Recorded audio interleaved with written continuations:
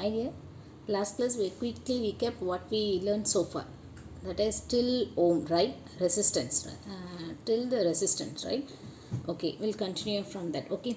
So we know that this potential difference V is directly proportional to the current I flowing through that, right? So to remove this proportionality constant, we introduce a constant, right? R, that is nothing but your resistance. Okay, V is equals to R by R into I. Okay, if you rewrite this, in terms of I equals to I equal, if you want I, bring this R down. Okay, because it is in multiplication, when transpose to this side,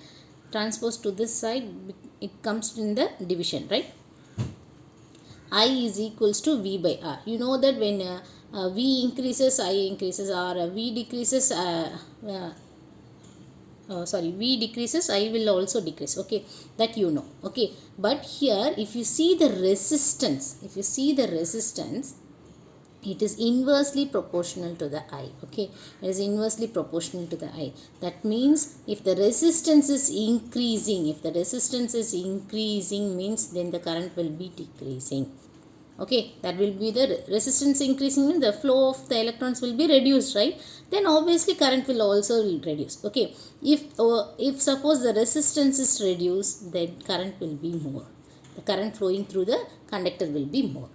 Okay, so the current through a resistor is inversely proportional to its resistance. Okay, and that means if the resistance is double, the current gets half. You know that I equals to V by R. Okay, if suppose the resistance is double, that means V by 2R, it becomes 2R, right? What does this imply? The current get half. That means you can rewrite this as 1 by 2 into V by R. It gives the same value, right? 1 into V, 2 into R, 2R, right? So that means I is equals to half of the current. Okay, when the resistance is double, then only half of the current will be flowing through that. Okay, fine. Okay, in some cases, so you have come to a conclusion that if there is change in the V, you can change the current, right? If the potential difference increases, then the current will also increase. If the potential difference decreases, the current will also decrease. Okay, in sometimes, for example, a fixed battery or cell is fixed. Okay, 5 volt, right? 5 volt, you are not going to change that. But if you want to change the current in that without changing the voltage, so if you want to change the current flowing through this without this negative, and current will flow like this from positive terminal and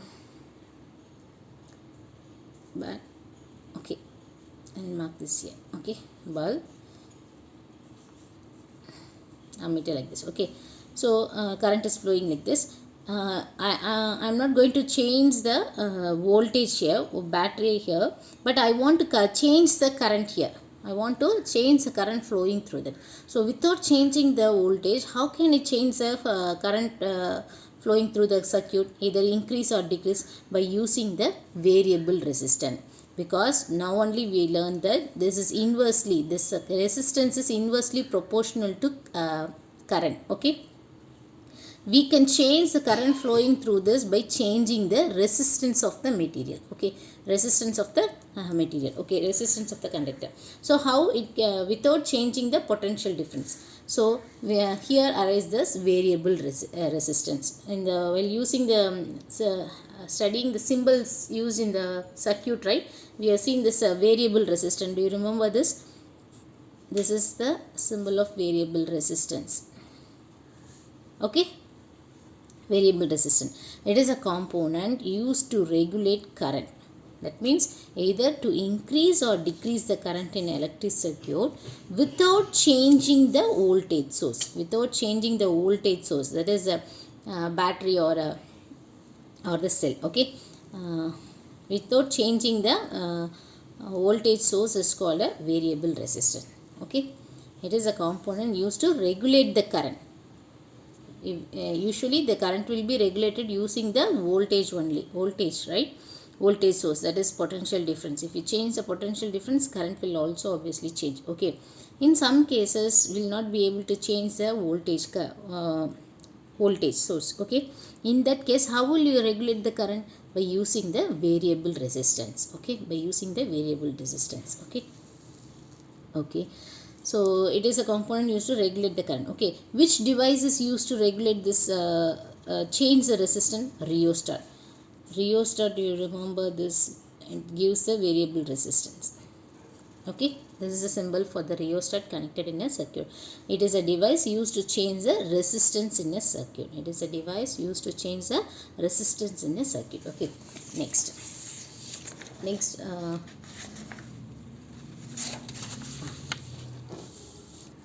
so one experiment have been done in the given in the book, so that you will be doing in your school. Okay, so from that result we are discussing this question. Okay, from that activity it is found that the electric current is different for different components. Okay, if you use different components, for example copper wire or silver wire.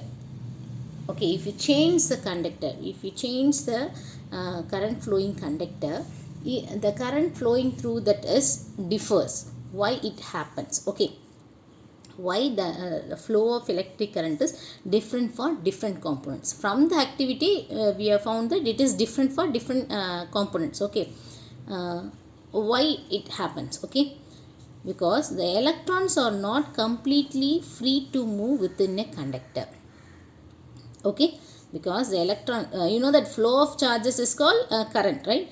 The electrons are not completely free to move within the conductor. They are restrained by the attraction of atoms among which they move. Okay, it is attracted by the atoms among which they move. Thus the motion of the electrons through a conductor is retarded by its resistance. So take for example one conductor. Okay, okay, the electrons will be moving from here to here. Okay, it will be moving. Okay, based on the structure of this conductor, the atoms may be present here, here or here or here. Okay, based on the presence of atoms, the flow of electrons will be present here. Okay, for example this is a copper wire. Okay, so your electrons are present like this, and you have some resistance. Okay, the electrons may attract to this atoms also. Okay, because of that only the flow of flow of charges are different in different elements. If the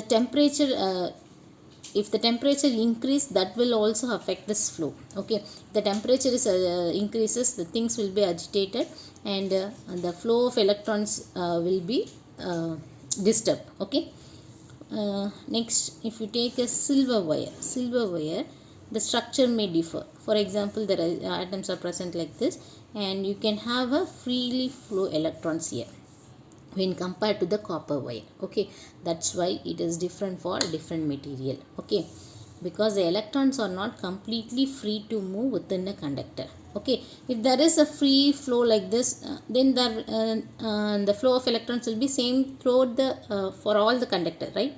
But why it differs? Based on the structure of the nature of the conductor, it may differ. The structure arrangement of this wire may differ from this one. So based on this, the electrons will be attracted towards the atoms among them within this conductor itself. Okay,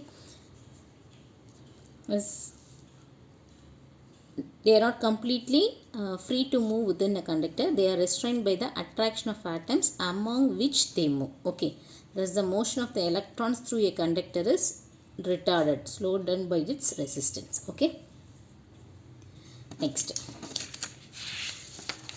So if a component which offers a low resistance means there is no disturbance, it can freely move, then we call it as good conductor. Okay, the component which offers high resistance, they are not allowed to move freely. Okay, so it has some high resistance, mean then it is a poor conductor of electricity. Okay, poor conductor of electricity. In some cases, the electrons will not move at all. Okay, that case we'll call it as insulator. Okay, a component which offers even higher resistance or that do not allow charge or electricity to pass through is called insulator. Okay, say for example rubber, electricity will not pass. The atoms are tightly closely packed in that. Okay, there is no free flow of electrons or charges in that. Okay, so they are called insulator. Okay, when there is a low resistance, that is called low resistance to the flow of electron, then it is called good conductor. When it high resistance, it is called poor conductor. When there is no flow of electrons or very higher resistance is given, then it is called a insulator. Okay, next one, the factors on which the resistance of a conductor depends upon. So on what factors the resistance of a particular conductor depends upon. Take for example same copper wire itself. Okay, within this copper wire itself, the resistance may differ. What is that? If the length of the conductor is increased, this is based on the results only. Okay, if the length of the, it depends upon the length of the conductor and the cross sectional area of the conductor and nature of the material, that we have mentioned as copper, right? Copper by on its nature of the material, area of cross section, and on its length. Okay, on these three factors the resistance of the conductor depends upon. And from the experiment it is found that how does the length affect that? Means the resistance of the given conductor is directly proportional to its length. That means when the length of the conductor increases, resistance will also increase. Okay, likewise when the area the resistance of the given conductor is inversely proportional to its cross sectional area. Inversely proportional, R is inversely proportional to area. Okay, when the area increases, then resistance will be more. For example, this is the cross sectional area of the wire, means some resistance will be there. Okay, if you increase the cross sectional area like this, there will not be much resistance when compared to this one, right? So there will not be much resistance, it is easily flow, right? That the area becomes more, means then your resistance will be reduced. There is no resistance at all even. Okay, so that is inversely proportional to area. One more thing is nature of the material, that we know. Okay, so we can combine these two equations. R is directly proportional to length. When the length of the conductor increases, resistance will increases. When the area is increased, resistance will be reduced. Okay, that is two condition. There are two condition. R is directly proportional to L and R is inversely proportional to area. If you combine these two things, we can write it as R is directly proportional to L by A. Directly proportional to L and inversely proportional to A. Okay, to remove this proportionality, we introduce a constant called resistivity, called rho. R equals to rho into L by A. Okay, this rho, the symbol is called rho, RHO, rho. Okay, rho is nothing but the resistivity of the material of the conductor. What is it? Resistivity of the material of the conductor. So the R is equals to rho into L by A. Now we are going to study about this rho. So we want to keep this, find this value of rho, keep this rho here, bring all this thing to this side. So this A will come here and L will comes down, right? So rho is equals to R into rho is equals to R into A by L. Okay, A by L. What will be the unit of resistivity? You know that unit of SI unit of resistance is ohm. Okay, area is mentioned. Area unit is meter square and length is meter. So meter and meter square get cancelled, only ohm meter. Okay, so the unit of resistivity is ohm meter. What is it? The SI unit of resistivity is ohm meter. And in case of when the length is equals to 1 meter and cross sectional area is equals to 1 meter square, then the value of rho will becomes r equals to rho into a, you know that a by l. Okay, when the area is 1 meter square and length is 1 meter means it get cancelled, and in that case the rho is equals to r. That means what? Resistivity is equals to resistance of the conductor itself. Okay, resistivity is equals to resistance of what? There is only slight difference between the resistivity and resistance. Okay, this is resistance of a conductor. Resistivity means when the for a particular dimension. That means what dimension? For a particular length, for 1 meter length and with the 1 meter square cross sectional area, then the resistivity is nothing but your resistance of the material. Resistivity is the resistance. Resistivity is the resistance per unit length and unit area. Unit means here one length, 1 meter length and 1 meter square area. Okay, clear? Thus we can define this resistance as resistivity is the simple measure of resistance of a particular object. It is nothing but your resistance of a particular object with specific dimension. What is that dimension? 1 meter length of the conductor and area should be 1 meter square. Okay, for that specific dimension we'll call this resistance of a object is called the resistivity. It is a simple measure of the resistance of a particular object with specific dimensions to the conduction of the electricity. Okay, we are learned this resistance is nothing but the property of the conductor. Okay, what property? That resistivity. What is that resistivity? The flow of resistance to the flow of electrons within that 1 meter length, and the area of the cross section should be 1 meter square. Clear? That is, if we take 1 meter long piece of a substance having an area of cross section 1 meter square, then the resistance of that piece of substance is called its resistivity. Okay, clear on this? And can